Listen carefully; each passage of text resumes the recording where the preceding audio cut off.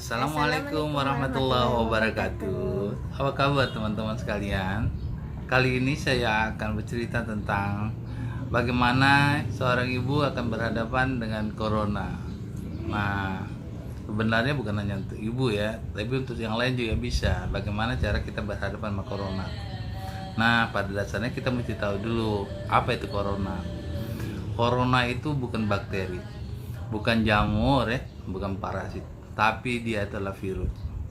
Nah, virus itu pada inangnya, pada manusia terutama, dia akan bisa dihancurkan hanya dengan imun yang kuat. Bagaimana caranya biar supaya imun itu kuat? Itulah kuncinya. Nah, kali ini akan saya informasikan kepada teman-teman langkah-langkah yang kita lakukan yang membuat kita insya Allah akan terhindar dari yang namanya corona tersebut. Oke teman-teman, kita bisa mulai, tapi jangan lupa nanti di subscribe ya. Oke. Nah, yang namanya corona itu harus kita hadapi dengan 6 tips. 6 tips ini perlu kita tahu. Yang pertama, apa itu yang pertama, Sarah? Pola hidup. Nah, pola hidup. Pola hidup itu bagaimana yang namanya pola hidup? Yang pertama, orang itu tidak boleh stres. Kemudian yang kedua apa? Tidak boleh merokok. Oh, tapi begitu pun nantilah kita terangkan satu-satu ya. Yang pertama pola hidup, yang kedua apa? Olahraga. Olahraga. Kita harus olahraga ya. Banyak jenis olahraga, nanti saya terangkan. Yang ketiga, Cegah tertular. jangan sampai kita tertular. Bagaimana caranya kita menghindari tertular tersebut? Tapi nanti saya kasih tahu. Yang keempat, Diet peningkatan imun. nah kita ada makanan-makanan yang menyebabkan imun tubuh kita meningkat untuk mengatasinya. Nanti saya kasih tahu apa makanan-makanannya. Oke. Yang kelima, Obat. obat-obatan apabila kita memerlukan obat-obatan. Kita perlu obat-obatan untuk meningkatkan imun juga saya berikan. Oke, apa lagi? Berdoa dan Berdoa. Ini sebenarnya kunci utama kita untuk menghindari kita dari namanya makhluk yang ada di dunia ini. Karena apa? Kita tahu bahwasanya makhluk yang ada di dunia ini adalah ada yang menciptakannya. Yang menciptakannya itu adalah lillah. Nah, karena yang menciptakannya adalah Sang Pencipta, kita minta sama Dia biar supaya Dia memberikan perlindungan kepada kita dalam menghadapi makhluk hidup ciptaannya. Oke teman-teman, nanti saya beritahukan informasinya. Kita mulai dari yang pertama adalah pola hidup. Pola hidupnya apa? Istirahat yang cukup. Yang mana istirahat cukup? Istirahat cukup itu tidur. Tidak hanya tidur fisik, tapi pikiran pada waktu tidur disuruh kita berdoa waktu sebelum tidur. Biar supaya apa? Kita jangan beban pikiran lagi pada waktu kita tidur. Jadi mimpi kita mimpi indah, tidak mimpi hantu, tidak mimpi yang menyeramkan, kira-kira kayak gitu. Karena beban kita udah nggak ada lagi, udah ringan, udah nggak ada kita pikirkan lagi. Kita memang betul-betul namanya istirahat fisik, jasmani maupun rohani. Yang kedua apa? Hindari stres. Jangan stres. Stres itu menyebabkan terjadi penurunan imun tubuh.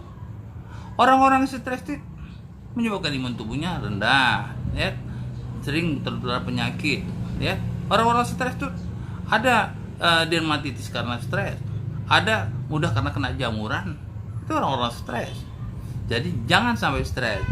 Apalagi hindari rokok. Nah, rokok itu udah jelas lah banyak kali menyebabkan penyakit. Rokok bisa menyebabkan sakit paru-paru. Sementara orang corona tuh jangan sampai sesak. Paru-parunya diperlukan. Jadi hindari. Kemudian apalagi orang corona tuh orang yang sakit jantung dikejarnya. Orang merokok ini bisa menyebabkan sakit jantung. Maka dihindari, jangan sampai merokok lagi karena merokok itu sangat merugikan baik fisik, mental, ekonomi, budaya dan pendidikan. Semua dihancurkannya kalau menurut saya, kira-kira gitu. Rokok apa yang bagus? Nanti kita cari. Ya, oke. Nah, kemudian apa lagi yang lain? Alkohol. Alkohol ini ada beberapa jurnal mengatakan peningkatan di salah satu negara yang menyebab. Nah, tahu kan saudara-saudara, ada beberapa jurnal mengatakan salah satu negara, kalau saya sebutkan, banyak menyebabkan terjadi mortalitas, kematian pada penduduknya disebabkan karena corona, karena mereka berbudaya minum alkohol. Itu sangat tidak baik. Oke, menurunkan stamina tubuh, ya kan? Oke, selanjutnya. Nah, olahraga banyak olahraga. Bisa jalan kaki, bisa menari, bisa pilet namanya, bisa yoga biar supaya tenang katanya. Kemudian bisa aerobik atau zumba, bisa kegel untuk panggul, bisa sepeda statik ataupun berjalan ataupun berenang. Semua olahraga itu perlu untuk tubuh kita biar supaya sehat. Kalau tubuh sehat, tentu yang namanya imun tubuh tetap akan meningkat, mudah dia menghadapi namanya virus tadi. Nah, cegah tertular. Bagaimana yang dikatakan cegah tertular itu? Kan kita tahu bahwasanya agennya itu bisa bakteri, bisa namanya jamur, bisa parasit, bisa namanya virus. Cegah tertular. Biasanya kalau ini kan masa-masa corona ya. Itu kan bisa dia pada orang-orang komorbid ya. Komorbid itu yang mempunyai penyakit tambahan, misalnya gangguan kardiovaskular jantung, gangguan pernafasan, ya kan, kemudian gangguan metabolisme seperti diabetes mellitus, kanker. Nah, orang-orang seperti ini tentu harus lebih berhati-hati karena tubuhnya biasanya lebih rentan tentunya terhadap yang namanya virus yang baru ini, ya kan teman-teman.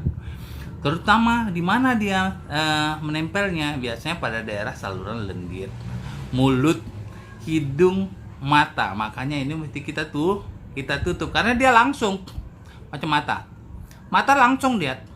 Begitu kita tempel itu ada pembuluh darahnya di matanya, ya kan, langsung merah dia kalau kita gini kan, dan langsung dia ke mata, ya kan, masuklah tanpa hambatan tertentu.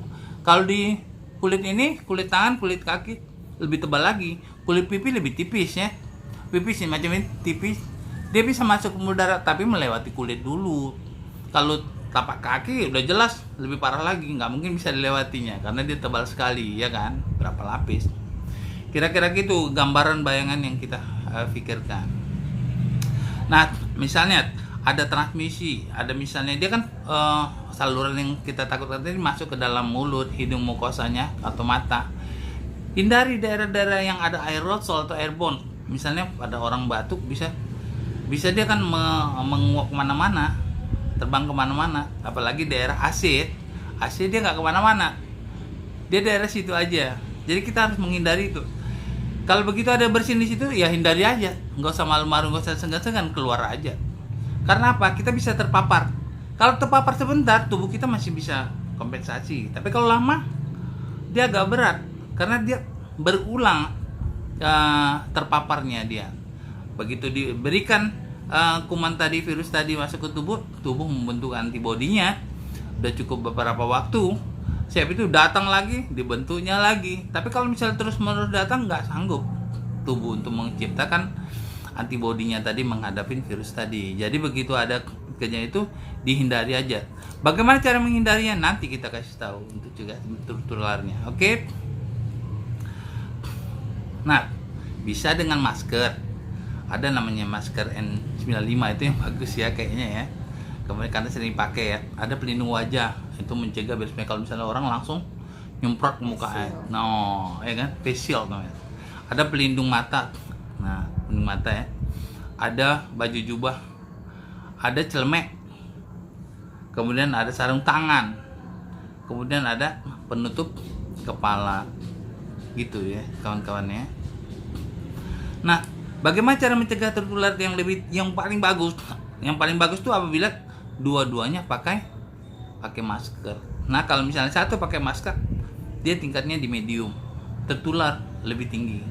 Kemudian pada yang satu yang misalnya berpenyakit, yang berpenyakit tidak maskeran, yang lain berpakai masker, itu bisa juga kena walaupun kita pakai masker, orang lain nggak pakai masker. Jadi kita tolong ingatkan kepada orang yang tidak pakai masker untuk pakai masker, karena masker dia adalah demi kesehatan kita, masker kita adalah demi kesehatan dia. Oke? Apabila kita sayang sama orang sebelah kita, maka kita pakai masker. Kalau misalnya sayang dia sama kita, maka dia harus pakai masker. Oke? Kalau kita ini keluarga ya, keluarga kalau misalnya di luar, kalau keluarga kita udah tahu ya kondisinya bagaimana. Kalau keluar kita belum tahu kondisi mereka menjaganya ya. Oke. Kemudian apa yang bisa meningkatkan imun dari segi obat, dari segi makanan? Bisa vitamin. Vitamin A ini respon dia terhadap peradangan. Jadi untuk meningkatkan imun, selain dari meningkatkan imun, dia untuk mencegah radang. Vitamin A mencegah radang. Kalau orang kena corona, itu kena virus atau kena kuman apa aja, itu menyebabkan radang. Khusus untuk corona ini lebih parah lagi. Dia menyebabkan radang yang menghasilkan radang itu bisa menyebabkan sekret. Sekret itu bisa menghasilkan lendir.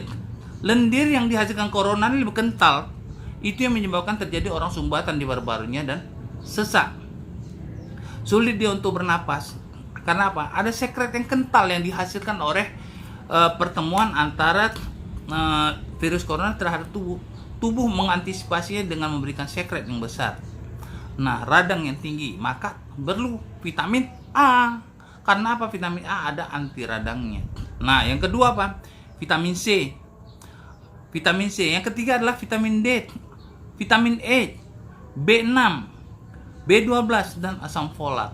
Nah, kemudian vitamin A ya sebagai imun tubuh ya kan sebagai imun tubuh ini sebagai ini. Laki-laki pada dosisnya sekitar 600. Kemudian apa lagi? Pada vitamin A, apa-apa aja vitamin A yang perlu. Ini catat.